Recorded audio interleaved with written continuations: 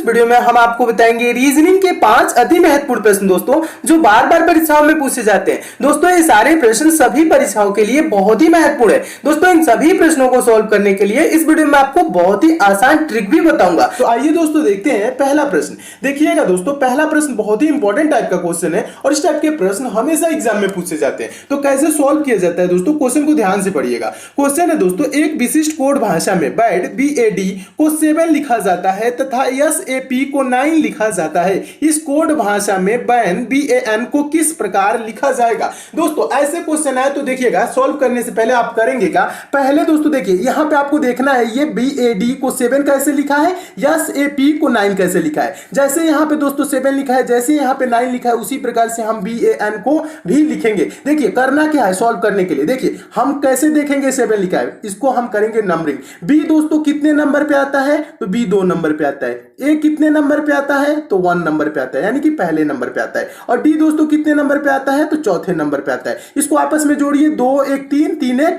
देखिएगा 2 1 3 और 3 और 4 जोड़ेंगे तो दोस्तों क्या हो जाएगा, 3 4 हो जाएगा 7। और इस यहां पे देखिए लिखा क्या है 7। यहां तक तो आपको क्लियर हो गया होगा। ठीक है, चलिए S दोस्तों कितने नंबर पे आता है, तो आप बोलेंगे S 19 नंबर पे आता है। और A दोस्तों कितने नंबर पे आता है, तो 1 नंबर पे आता है। और P दोस्तों कितने नंबर पे आता है, तो 16 नंबर पे आता है। अब इसको जोड़ेंगे तो क्या दोस्तों 9 होगा। देखिएगा तो यहां तक क्या करते हैं दोस्तों, यहां तक तो स्टूडेंट सॉल्व करते हैं, उसके बाद प्रश्न छोड़ देते हैं। नहीं, आपको सॉल्व करना है, पूरा सॉल्व करना है। देखिए क्या करना, क्या आपको इसे भी जोड़ना है। जोड़िए 19 और 1 जोड़ेंगे 20 और 20 में 16 जोड़ेंगे तो दोस्तों क्या हो जाएगा, 36 होगा। अब देखिए 36 किन संख्याओं से मिलकर बना है। इसे करना क्या है दोस्तों, जितने भी अंक है सबको जोड़ के एक अंक में कन्वर्ट कर लेना है। यानी 36 किन संख्याओं से, 3 और 6। तो आप क्या करेंगे 3 + 6, 3 + 6 दोस्तों क्या होगा 9। बस एक अंक में कर लेना है। 2 अंक की संख्या मिल रही है, उसको जोड़ के क्या कर लेना है, 1 कर लेना है। तो क्या हो जाएगा दोस्तों, 36 को जोड़ेंगे आपस में तो 3 और 6 क्या जुड़ के हो जाएगा 9। और देखिए यहाँ से P को क्या लिखा है, 9 लिखा है। उसी प्रकार से दोस्तों बताइए B कितने नंबर पे आता है, 2 नंबर पे।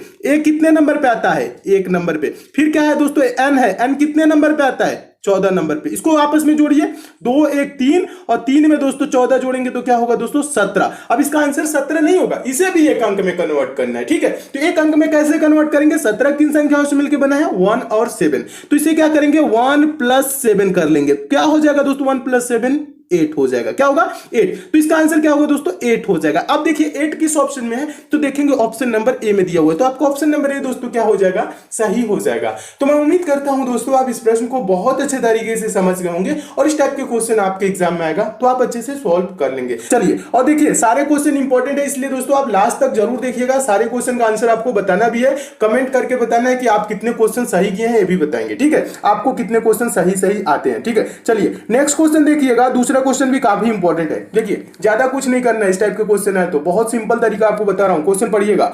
क्वेश्चन है दोस्तों, दिए गए विकल्पों में से लुप्त संख्या ज्ञात कीजिए। लुप्त संख्या मतलब क्या होता है दोस्तों, मिसिंग नंबर। कहां पे लुप्त संख्या, कहां पे गायब है। देखिए यहां पे प्रश्नवाचक चिन्ह है ना लास्ट वाले फिगर में, तो यहां पे आपको बताना है कि कौन सी संख्या आएगी। तो इसके लिए क्या करेंगे दोस्तों, आप पहले में देखेंगे यहां पे 10 कैसे आया है, दूसरे वाले फिगर में देखेंगे यहां पे 24 कैसे आया है। जैसे दोस्तों पहले वाले में 10 आया है, दूसरे वाले में 24 आया है, उसी प्रकार से हम तीसरे वाले में भी लाएंगे। ठीक है, तो देखिए करना क्या है दोस्तों, देखिए आपको करना क्या है, ये 0 है, ये 6 है, ये 4 है, ये 2 है। ठीक है, इन्हीं संख्याओं को आप कुछ करके 10 लाइए। तो देखिए सिंपल सी भाषा में समझिए क्या करेंगे दोस्तों, हम इन सभी संख्याओं को पहले तो सिंपल क्या करते हैं, सिंपली आपको सॉल्व करना हो तो क्या करेंगे, आप जोड़ेंगे। ठीक है, तो जोड़िए 6 4 क्या हो जाएगा दोस्तों 10 और 10 2 12 और 12 में 0 जोड़ेंगे तो क्या होगा 12 ही होगा। इसे जोड़ने पे क्या आया 12। तो ज्यादातर स्टूडेंट क्या करते हैं ना, अब इसको कैसे कैसे जोड़ के घटा के गुणा भाग करके 10 ही लाने की कोशिश करते हैं। नहीं, आपको अभी 10 नहीं लाना है, यहीं पे आपका आंसर नहीं है, दूसरे को भी देखना है। दूसरे में क्या है दोस्तों, 10 है, 8 है, 6 है, 2 है, इसे भी जोड़िए। 10 और 8 क्या हो जाएगा 18 और 18 में 6 जोड़ेंगे तो दोस्तों क्या हो जाएगा 24 और 24 में दोस्तों 2 जोड़ेंगे तो क्या हो जाएगा दोस्तों 24 में 2 जोड़ेंगे तो ये हो जाएगा 26। अब देखिए, अब आपको करना क्या है, अब देखना है, सोचना है कि कैसे दोस्तों ये 12 को 10 लिखा है, 26 को 24 लिखा है। तो यहां पे आपको क्या होगा, क्लियर हो जाएगा। डायरेक्ट तुरंत आंसर नहीं दिया जाता है, प्रश्न को पैटर्न समझा जाता है, प्रश्न का जो भी पैटर्न है उसे समझेंगे। तो यहां पे आपको क्लियर हो गया होगा, ये 12 को क्या लिखा है 10 लिखा है, यानी क्या किया है दोस्तों -2 कर दिया है। ये दोस्तों 26 को क्या लिखा है 24 लिखा है, यानी ये क्या किया है दोस्तों -2 कर दिया है, जोड़ के -2 कर दे रहा है। इसी प्रकार से क्या करेंगे दोस्तों, जो आपका क्वेश्चन पूछ रहा है उसका आंसर देंगे। चलिए 14 और 12 जोड़ेंगे दोस्तों क्या हो जाएगा 26 हो जाएगा। 26 में 10 जोड़ेंगे क्या होगा? 36 हो जाएगा। 36 में 4 जोड़ेंगे तो क्या हो जाएगा? 40 हो जाएगा। क्या होगा? 40। 40 में से दोस्तों क्या करेंगे? 40 में से -2 कर लेंगे। 40 में से जब 2 घटा लेंगे तो दोस्तों क्या हो जाएगा? ये 38। तो यहां पे दोस्तों क्या होगा? 38 यानी कि 38 हो जाएगा। अब देखिए 38 किसी ऑप्शन में है तो हाँ, ऑप्शन नंबर सी में है, तो आपका ऑप्शन नंबर सी दोस्तों क्या हो जाएगा? सही हो जाएगा। तो मैं उम्मीद करता हूं दोस्तों आप इस प्रश्न को भी बहुत अच्छे तरीके से समझ गए होंगे और इस टाइप के भी क्वेश्चन आपके एग्जाम में आएगा तो आप अच्छे से सॉल्व कर लेंगे। चलिए नेक्स्ट क्वेश्चन देखते हैं। अगला क्वेश्चन है दोस्तों, अगला क्वेश्चन आपका तीसरा प्रश्न है। तीसरा प्रश्न मोस्ट इंपॉर्टेंट है और ये बहुत बार एग्जाम में पूछा जा चुका है, रिपीटेड क्वेश्चन है और इस प्रकार के क्वेश्चन हमेशा पूछे जाते हैं। तो पूछे जाए तो कैसे आप सॉल्व करेंगे? देखिएगा क्वेश्चन को ध्यान से पढ़िएगा दोस्तों। क्वेश्चन है नीचे दी गई प्रश्न का सही वेन आरेख बताएं। वेन डायग्राम बनाना है किसका? दिल्ली, श्रीलंका और एशिया का। दिल्ली, श्रीलंका और एशिया का। दोस्तों वेन डायग्राम से रिलेटेड आपके एग्जाम में कभी भी क्वेश्चन आएगा, ठीक है? तो आप क्या करेंगे? पहले भी बताओ, फिर से बता रहा हूं, जो दोस्तों शब्द दिया रहेगा वेन डायग्राम जिसका बनाना हो, इसमें किसका बनाना है? दिल्ली, श्रीलंका और एशिया का। तो आप दोस्तों इन्हीं शब्दों पे विचार करेंगे, सोचेंगे दिमाग में अपने कि इनका एक दूसरे से संबंध कैसा है, रिलेशन कैसा है, बस ये आपको सोचना है, तुरंत आपका आंसर मिल जाएगा। देखिए ज्यादा कुछ नहीं, और सोचना कैसे ये भी मैं आपको बता रहा हूं। देखिए अब आपके दिमाग में दोस्तों एक फिगर आना चाहिए जो मैं बोल रहा हूं। दिल्ली क्या है दोस्तों? भारत की राजधानी है, आपको पता होगा। दिल्ली कहां है? भारत में है। श्रीलंका क्या है दोस्तों? भारत में है या अलग है? श्रीलंका अलग एक देश है, ठीक है? श्रीलंका क्या है? अलग एक देश है। एशिया क्या है दोस्तों? एशिया के अंतर्गत भारत भी आता है, श्रीलंका भी आता है, ठीक है? यानी कि एशिया के अंतर्गत बहुत सारे देश आते हैं, ठीक है? जिसमें क्या है दोस्तों?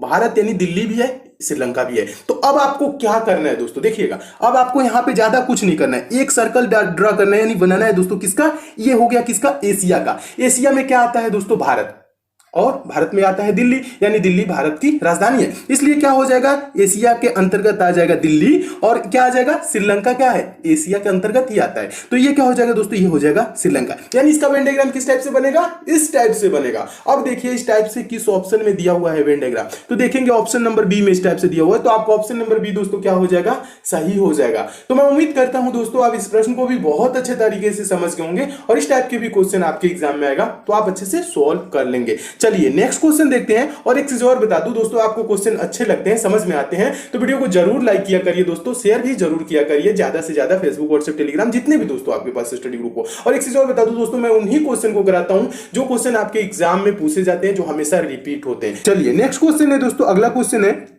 चौथा क्वेश्चन।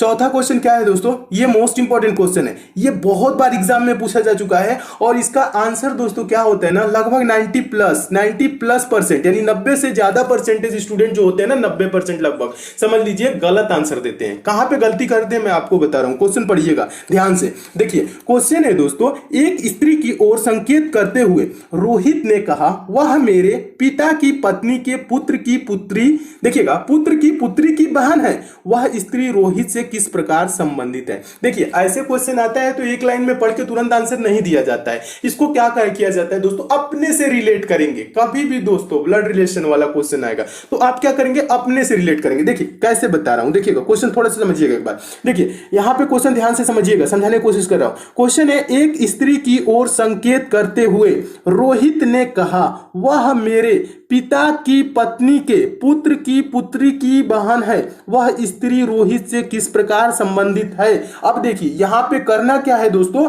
आप अपने को रखेंगे कहां पे। देखिए एक स्त्री की ओर संकेत करते हुए रोहित ने कहा, मान लीजिए दोस्तों आप रोहित हैं, कह रहे हैं क्या, वह मेरे पिता की, आपके पिता की पत्नी कौन होगी दोस्तों, आप बताइए। आप रोहित हैं, कौन है, आप रोहित हैं, आपके पिता की पत्नी कौन होगी, आपकी मम्मी होंगी, ठीक है। और मम्मी के पुत्र की, मम्मी के पुत्र कौन होगा ये बताइए, आपके मम्मी का पुत्र कौन होगा, आप होंगे या आपका भाई होगा। अब यहां पे ज्यादातर स्टूडेंट कहां कंफ्यूज हो जाते हैं, मम्मी का पुत्र स्वयं को मान लेते हैं, नहीं मम्मी का पुत्र आपका भाई भी होगा। यहां पे रहता अगर एक शब्द लिखा होता दोस्तों, पिता की पत्नी के एकमात्र पुत्र, जब एकमात्र वर्ड दोस्तों जो जुड़ता है ना वो क्या होता है, इकलौता पुत्र, यानी एक ही पुत्र है और जो पुत्र की पुत्री की बहन होगा वो आपकी पुत्री की बहन होगी, ये चीज यहां पे। लेकिन यहां पे दोस्तों एकमात्र वर्ड नहीं जुड़ा हुआ है, इसलिए क्या होगा दोस्तों, यहां पे आपके पिता की पत्नी यानी आपकी मम्मी के पुत्र कौन होगा दोस्तों, आप हो सकते हैं या आपका भाई, ठीक है, कि पुत्री की बहन, यानी मान लीजिए आप है आपके भाई की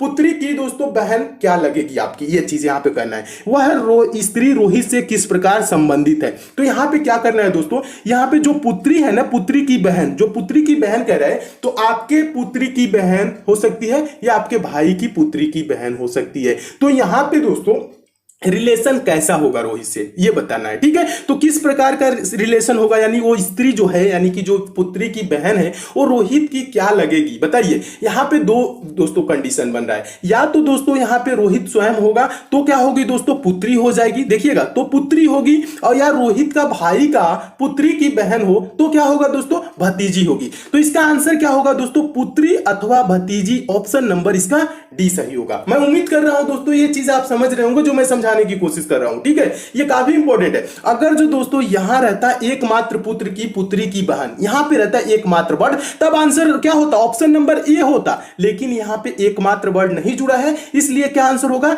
पुत्री हो सकती है या क्या हो सकती है, भतीजी। भतीजी किसे कहा जाता है दोस्तों, भाई की जो संतान होते हैं, ठीक है, उसे क्या बोला जाएगा, भाई की जो लड़की होगी उसे क्या बोला जाएगा, भतीजी बोला जाएगा, ठीक है। भतीजा क्या पुत्र होगा तो उसे भतीजा, ठीक है, यहां पे कंफ्यूज नहीं होइएगा, ठीक है। तो इसका आंसर क्या होगा दोस्तों, पुत्री अथवा भतीजी होगा।